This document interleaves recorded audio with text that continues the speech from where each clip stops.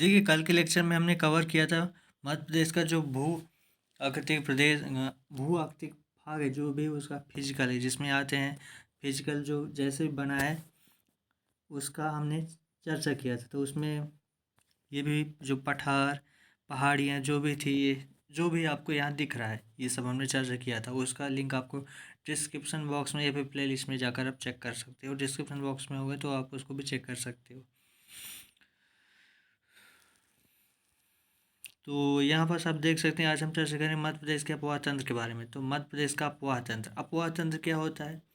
अपवाह तंत्र किसी नदी द्वारा किसी नदी द्वारा जब पानी ले जाया जाता है, ठीक है, तो कोई भी नदी मान लीजिए यहाँ पास ये नर्मदा नदी है, तो ये नदी ऐसे जा रही है, तो इसके द्वारा जितने भी इसका जो नर्मदा नदी द्वारा जो जाल बिछाया गया है, तो इसमें कौन कौन सी नदी है? नर्मदा नदी खुद और उसकी जो सहायक नदियाँ हैं। तो ये जो पूरा जाल बिछ गया है, इसको कहते हैं उस नदी का अपवाह तंत्र। तो इसको हम बोलेंगे नर्मदा नदी का अपवाह तंत्र। जैसे देखो, ये यमुना नदी है, तो इसका अपवाह तंत्र क्या कहलाएगा? तो ये खुद जो मेन रिवर है और उसके जो ट्रिब्यूटरी रिवर है, ट्रिब्यूटरी मीन्स जो उसको सहायता करती हैं, ट्रिब्यूटरी मीन्स जो उसको ट्रिब्यूट करती हैं। ट्रिब्यूट का मतलब क्या होता है? ट्रिब्यूट का मतलब होता है किसी को बढ़ावा देना। ये उसको बढ़ाती हैं, जो उसकी छोटी छोटी नदियाँ हैं। बेसिकली कैसे बढ़ाएंगी? देखो, जो छोटी नदियाँ हैं बड़ी नदी से मिल गई, यहाँ जाकर मिल गई, तो छोटी नदी तो जाकर मिल के यहाँ समाप्त हो गई, लेकिन ये जो बड़ी नदी है, इसका जब छोटी नदियों का पानी इसमें जाएगा तो उसको पानी को बढ़ा देंगी। तो यही हो गया ट्रिब्यूट कर दिया, तो ये हो गया ट्रिब्यूटरी नदी कहला गई। मीन्स अपने आप को पूरा समर्पित कर दी बड़ी नदी के लिए। तो ये हो गया ट्रिब्यूट उसका, तो ये हो गया ट्रिब्यूटरी नदी। आई थिंक अपवाह तंत्र, ट्रिब्यूटरी रिवर, ये आपको समझ में आ गया? करेक्ट। अब देखो, एक और होता है जो होता है बेसिन।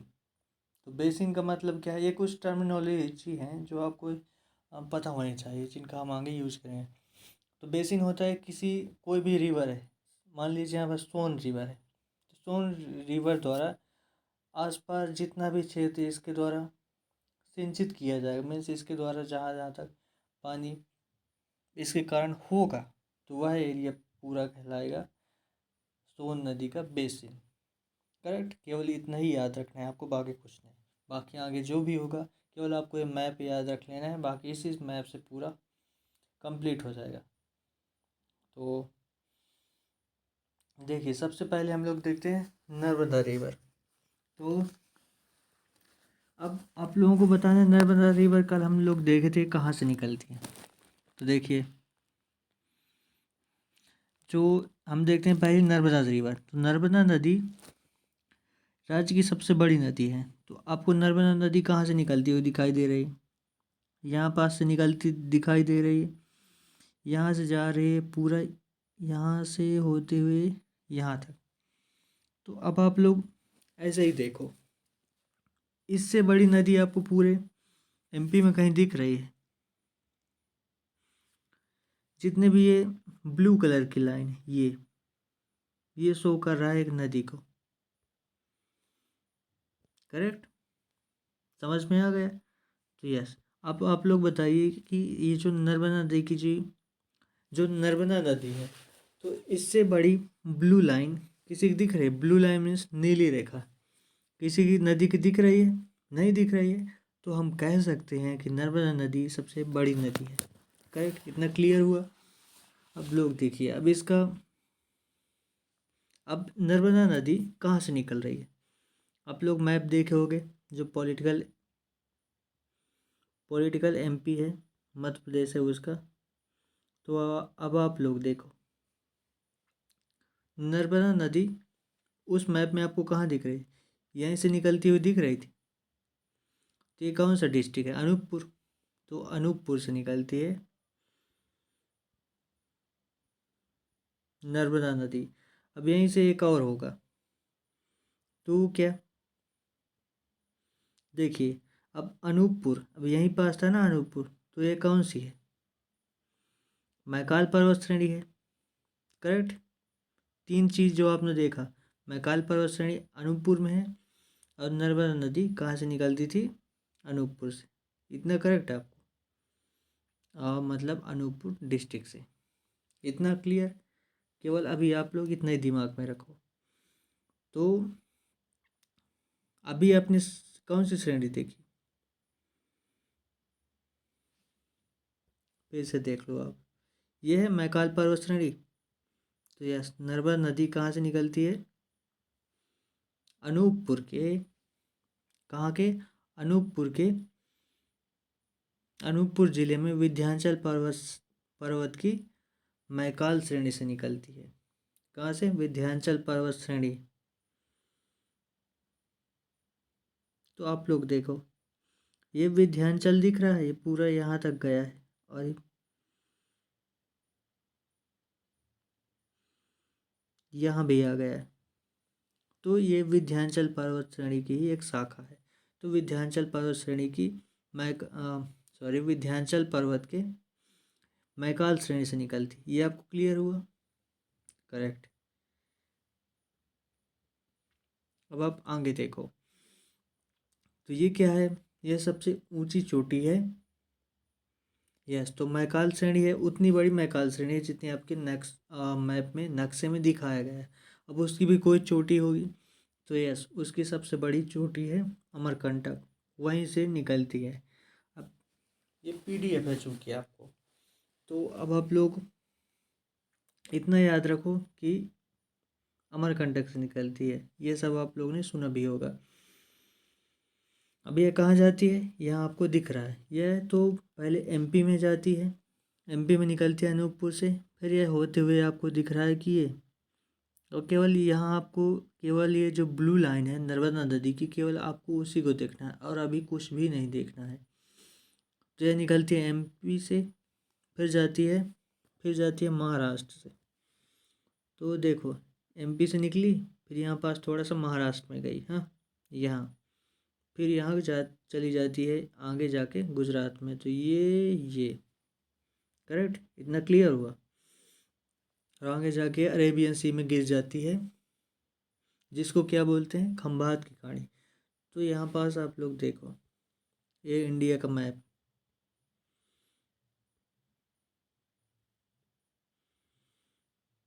यहाँ है खंभात की खाड़ी, यहाँ पास खाड़ी, तो खंभात की खाड़ी में जाके गिर जाती है, यहाँ पास है अरेबियन सी। इतना क्लियर हुआ आपको?